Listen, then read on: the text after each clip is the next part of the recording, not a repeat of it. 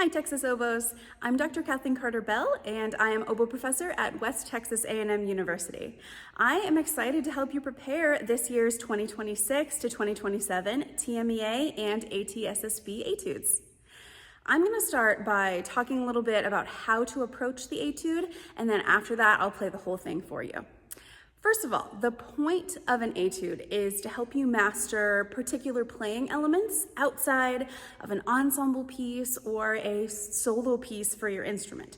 So as you are getting familiar with these etudes, I want you to try to figure out what the composer is wanting you to learn through playing it.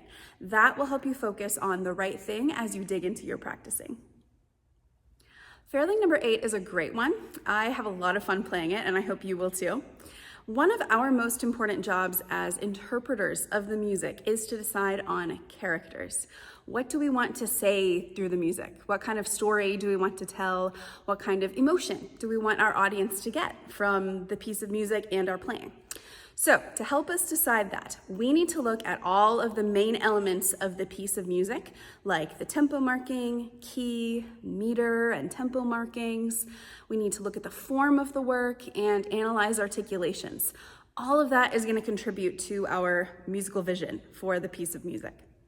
Even though you will be working for a long time to refine your technical and musical elements, it's a smart idea to have your vision for the music early on in your prep. And of course, that might evolve, which is great. While focusing on the technical elements is, of course, extremely important, making music has to be the ultimate priority. So make sure that you are telling that story or imagining a picture, thinking of an experience you've had or can imagine. All of that can really bring the music to life. So let's start analyzing.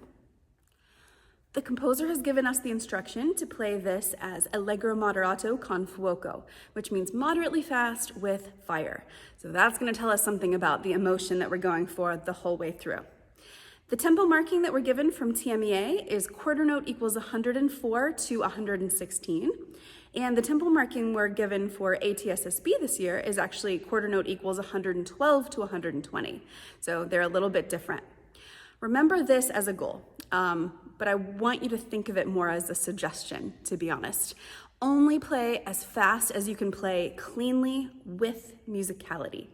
If you settle on a controlled, slower tempo, it's usually much more effective than a faster but messy one. A faster tempo, on the other hand, might be very helpful for breathing in this. So figure out what your threshold is, decide on that, practice a lot with a metronome, and really commit to the tempo that you choose. The key of this etude is E minor, and the meter is common time or 4/4. Whenever you're looking at the form, look for repetition. That'll help you figure out what the form of a piece of music is. There are patterns throughout all of these etudes. And if you can identify them, you can apply the things you learn at the beginning of the etude when the music repeats later, which it usually does. In this etude, one of the key features that repeats is the opening motive, the little opening figure of 3 slurred notes, an articulated note, followed by more articulations. A little later, there are lots of patterns of 2 slurred and 2 articulated notes. So practice those in your warm-up routine as well. More about articulation. Make sure that you do not clip last slurred notes. It's easy to want to let them go early to get ready to articulate the note afterwards, such as right in measure 1. But clipping that last note makes the whole line sound uneven and choppy, and it'll likely negatively impact your airstream, which we need to be moving forward through this etude. Let's think more about the character and musical ideas. The composer wants us to play this in a fiery manner. The whole etude is basically a string of 16th notes with accents, arpeggios, and lots of varied articulations. When I'm playing this, I want it to have a spirit of intensity and a fervent, driven idea throughout. In order to do that, my air needs to be constant. I support from my abdominal muscles way down here, and I make sure that my articulations are not interrupting that airstream, but rather riding on it. That is going to help you get that continuous driving kind of an idea throughout the etude. In order to practice this idea of keeping the airstream moving while still articulating, I want you to try playing a whole note, followed by 4 legato quarter notes. There shouldn't be any space between those notes. Once you've gotten that, try moving on to eighths and finally to sixteenths. If you can do it alone, out of context, then you can try it in the Etude.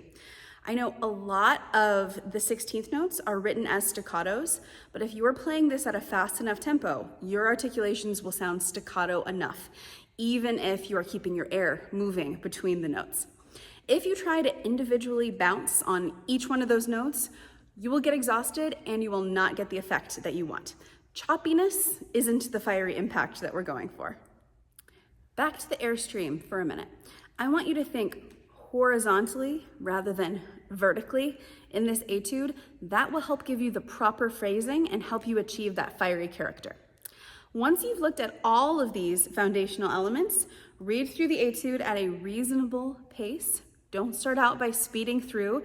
You are likely to just get frustrated and start practicing in mistakes. You will add speed later.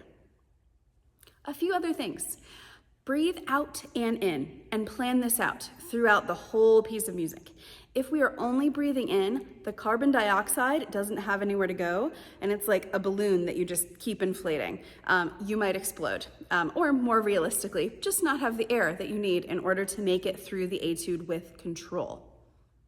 When practicing, isolate arpeggios that are hard for you.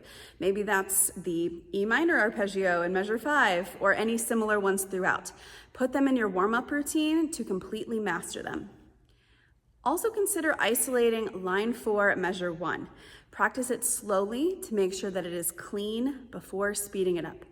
Use practice rhythms to gain confidence, like the ones you see up here on your screen right now, and then speed it up from there. Additionally, use the idea of target practice when working on this etude. It's so easy, especially with a fun one like this, to just run the entire etude over and over, but it is much more effective to isolate the bar or even just the beat that you need to work on. Target practice means to choose a target spot to stop. It's often the downbeat of the next bar and stopping there, or even the downbeat of the next beat in that particular measure. Stopping there teaches discipline and lets you focus your time where you need it, rather than just running everything all the time. Remember to write things in your music. There are no points given for a clean sheet of paper. If you need to write in accidentals, do it. If you need to put in fingerings for left Fs or right A flats, all that kind of thing, the way that your brain will be freed up to focus on more important things is amazing. So take the time to do that. It's worth it. Remember, ultimately prioritize tone and musicality, then pitch, pulse, technique, etc. We can't forget about the musical element and the beauty of our sound while we're just kind of hammering away at the technique of this etude. Finally, plan ahead. So make sure you have lots of great reads ready to go so that you don't feel like you're compromising all the amazing months of practicing that you've done to get ready when it comes to audition day.